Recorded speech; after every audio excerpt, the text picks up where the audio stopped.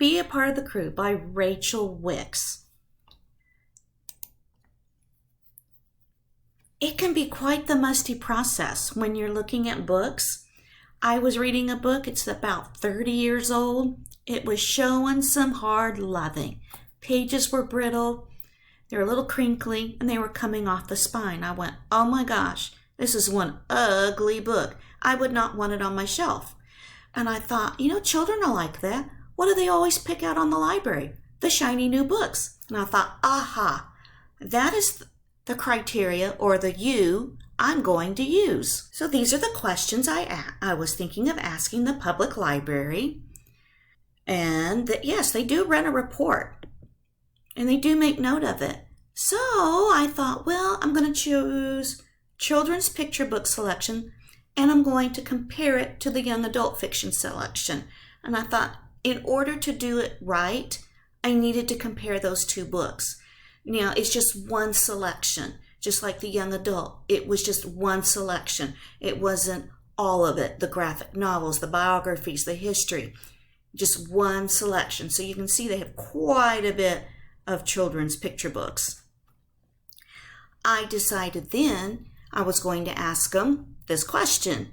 And they said, you know what, we read the books August, December, and May. Those are our off months. We do it during the day and after hours because they want the children to still have access to the books, which is very important.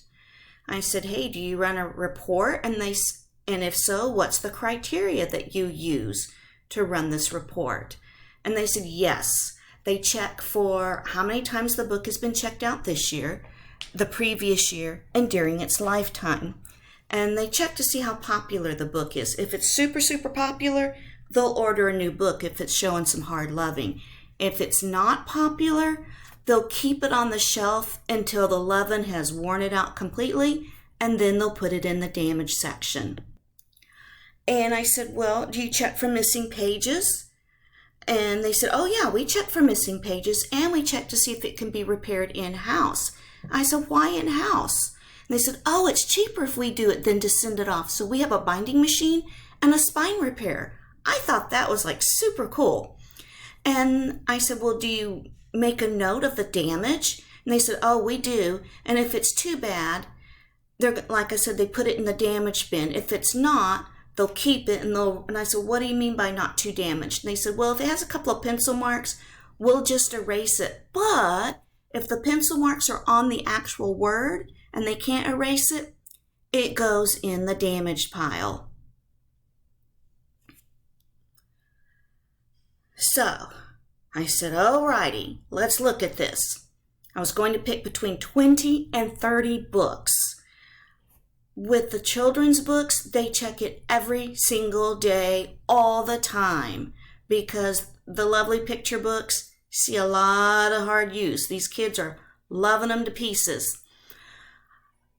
I checked the spines. The spines weren't too bad, but the pages, they were ripped and they were taped. Only one or two had markers in them. Only one or two had coloring in them, but it was mainly in the margin and there was pencil marks. Then I looked at the young adults. Again, 20 to 30 books. They'd check them as needed every day, but the leaven's not so much. The pages are not ripped. The spines, some of them are starting to show some wear and tear. I checked for the pencil marks. Just a little bit. You could see they'd been erased. No coloring, no markers. And I thought, okay, why the big difference? And then it dawned on me. The young adults, they're older, they're more mature. They know how to take care of their books, and they know it's not their property. The younger ones, they don't always know. They're having to learn that this is not their property and how to treat books. And what do you do when you have a favorite book? You want to make it your own. And so the little ones might try to make it their own with the crayons. Or, mom and dad are just handing them book and not watching. I don't know. But I do know from my personal experience, what do you do when you love a book? You make it your own. So that is what I noticed with my public library. They did an excellent job keeping the ugly books off the shelf. And there you go.